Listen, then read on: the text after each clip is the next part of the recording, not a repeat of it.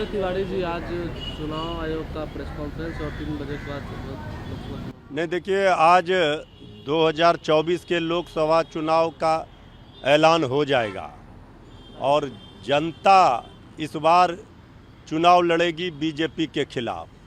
देश की जनता तैयार है बीजेपी को हटाने के लिए। जिस तरह से नौजवान, किसान, मजदूर, गरीब, माताएं, बहनें, सब लोगों ने ठाना है भाजपा को हटाना है, देश को बचाना है। बीआरएस की एमएलसी हैं कविता, उनको ईडी ने अरेस्ट कर लिया। अरे ईडी तो अब जांच एजेंसियों का तो ये हाल हो गया, हर विपक्षी नेताओं को गिरफ्तार कर लेना चाहती है। तो विपक्ष मुक्त भारत बनाने का तो बीजेपी ने, आदरणीय प्रधानमंत्री जी ने संकल्प ले ही लिया था, लेकिन कितनों को जेल भेजेंगे। अब तो ये खुद ही इनकी विदाई है। 2 महीने के मेहमान है ये सरकार। तो सरकार तो जब जाएगी तब फिर पता चलेगा ये जांच एजेंसियां क्या कार्रवाई और किस तरह इन पर कार्रवाई करेगी। राहुल गांधी ने आरोप लगाया है कि इलेक्टोरल बॉन्ड में दुनिया का सबसे बड़ा जबरन वसूली है। देखिए, ये तो आज पूरा देश जानना चाह रहा है। चाहे पीटे जितना ढोल, बीजेपी का भ्रष्टाचार पर खुल गया पोल। अब बीजेपी नेताओं को, हम तो माननीय सर्वोच्च न्यायालय ने तो इनका पूरा पकड़ लिया है। अब ईडी से के द्वारा जांच करके वसूली करते हैं और दूसरी ओर ये खरीद करके भ्रष्टाचार करते हैं। तो इससे स्पष्ट हो गया कि कितना देश का सबसे बड़ा जो भ्रष्टाचार ये निकला है स्कैम, इसमें बीजेपी सीधे तौर पर कटघरे में खड़ी है।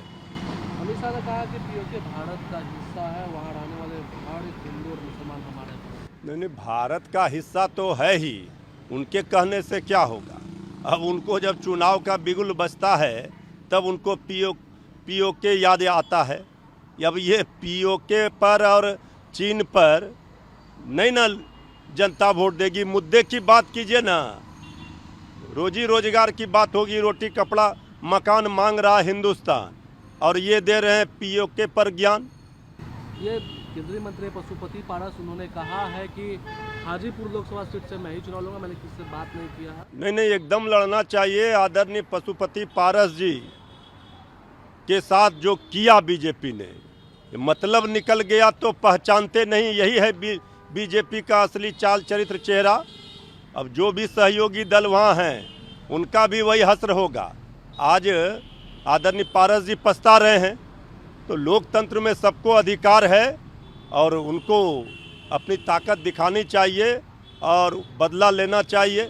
महागठबंधन में राजनीति में संभावनाओं से कोई इनकार नहीं कर सकता है। राजनीति संभावनाओं का खेल है। आदरणीय पारस जी स्वर्गीय रामविलास पासवान जी के भाई हैं, केंद्र में मंत्री रहे। तो आखिर उनकी भी अपनी ताकत है और जो दलित भाई हैं के साथ हैं। तो अब समय आने पर पता चलेगा कि क्या होता है उनका अगला कदम। उन्होंने ये भी कहा है कि हमारे साथ न्याय नहीं हुआ है और सम्मान नहीं मिला तो हमारे लिए दरवाजे नहीं, दरवाजे देखिए, उनके साथ तो अन्याय हुआ, पीठ पर छुरा मारा गया है। पहले भतीजा के साथ हुआ, अब चाचा के साथ हुआ। तो इन लोगों को, सभी क्षेत्रीय पार्टियों को समझ लेना चाहिए कि बीजेपी सबके साथ यही व्यवहार करती है और एक एक कर सभी पार्टियों को समाप्त कर देगी। तो जल्द से जल्द सावधान हो जाएं और जो मुहिम है, जो बिहार से शुरुआत हुई है भाजपा मुक्त भारत बनाने की, उसमें शामिल हों।